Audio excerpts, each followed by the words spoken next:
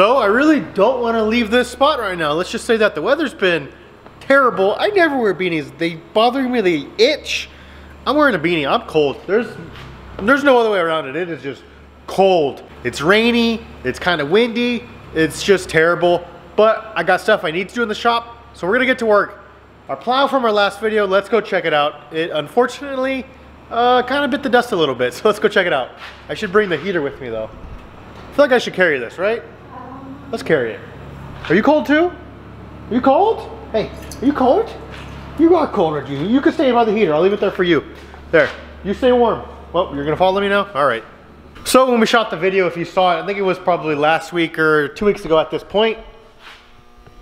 But as you can see, this is probably too thin and it was causing these claws to dig into the ground and it was bending this up, making it very hard for the tractor to pull this because it did this on this side and it did the same to the other side. As you can see, which is causing torque on this, causing this to bend too. So we're gonna have to fix that. That's what we're gonna do today. So my thought on this, because I don't wanna build it too heavy duty, because then the tractor's gonna struggle even more to pull this. It was pulling this, but it did need a little help and it struggled a little bit, but I also think because these are digging in so much, you can see, I mean, that sucker was way in the ground there. So I think if we fortify this better, the tractor will pull this much easier. So I don't want to make it too heavy. So I think I can cut this here and add maybe like a stronger, because this didn't bend. So let's just take a look at this again. This is what bent. This did not bend at all. That is perfectly straight, as you can tell. Right there, as you can see, it didn't bend at all. It's just this bent, causing this to look like it bent. So this strap metal held up, the thin one didn't. So this is where all the torque seems to happen, about right here. So I can make maybe like an angle iron, the small angle iron, because those don't bend easy at all. Maybe a heavier duty strap I can run on the outside, but I think the angle iron might be the best bet. So let me see if we have a small angle iron, and I can weld it on these two spots and obviously on the other side too. So I have to cut this off, cut this tooth off, put some angle iron. I think that might be our best bet. Let's go see if we can find some though. So we don't have any inside the shop. The heater feels really nice. Okay, here we go. I guess I better go outside. Okay, so we don't have any angle iron, but we have this junk square tubing, which I think this is what I'll use. I think this will be sturdy enough. It's junk. It's not super thick, as you can tell, but I think this will be perfect for what we need. So let's take this square tubing inside and see if we can make it work. I don't exactly remember how long it is, so let's grab our tape measure, measure that, then I want to get the plasma cutter, cut those two sides off, and then cut 2 pieces of this square tubing for the size we need. Weld it on, obviously cut the teeth off on this, this one little piece. It's just 2 teeth, so it shouldn't be too bad.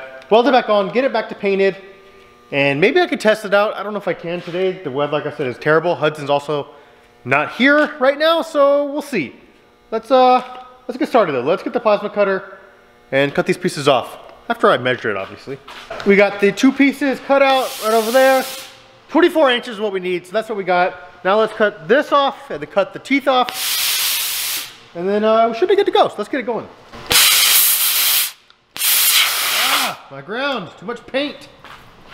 All right, so our plasma cutter right there is throwing error codes, and I am not the troubleshooter, so we're gonna have to improvise.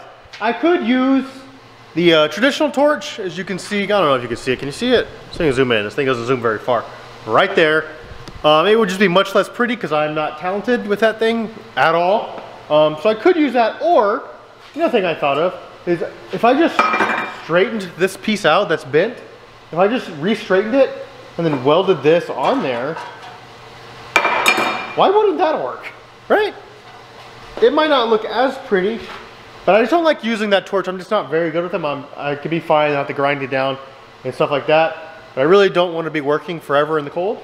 So I think I'm just gonna straighten it out and weld this thing on there, and kind of like a double support in a way. I think that's the route we're gonna go. So I've gotten them straightened out. They're pretty good actually. I think it's actually fairly straight. It has a little kink in it, but the other side looks perfect. So here's my thought process. So I wanna get this piece here and weld it under. It'll look just like so, you can hardly even see it.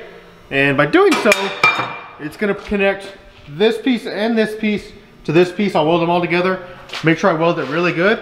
And then also something I wanna do is I wanna drill a hole here and then put a piece of flat iron over this that bolts into here and where the new hole will be. to kind of keep that secure so this doesn't try and torque either whenever it's in lay down mode like this. And then I think that should be enough reinforcement for this thing to work properly. Also, like before we filmed the video where we used this, we had like a decent rain like 4 or 5 days before that, and then it hardened, and that clay over there, it wasn't even dirt, it was like clay like I just said, and it was extremely hard. So if this thing was struggling to dig into the ground, and then when it finally did break through the ground, it was so hard that it put a lot of torque on these outsides. So I think if it wasn't for the ground being so hard there too, I think this would have worked better and it might have not have failed. But it's good that it did fail because now we can fix it and make sure it works right. So whenever we do want to use it, we're good to go. Okay, I think I got it fixed where it'll work perfectly now. So I got the extra piece welded on here. That'll give it much more support. I tried to bend this with my glove on. I don't have it on. It's still a little warm. I tried to bend it. I could not bend it.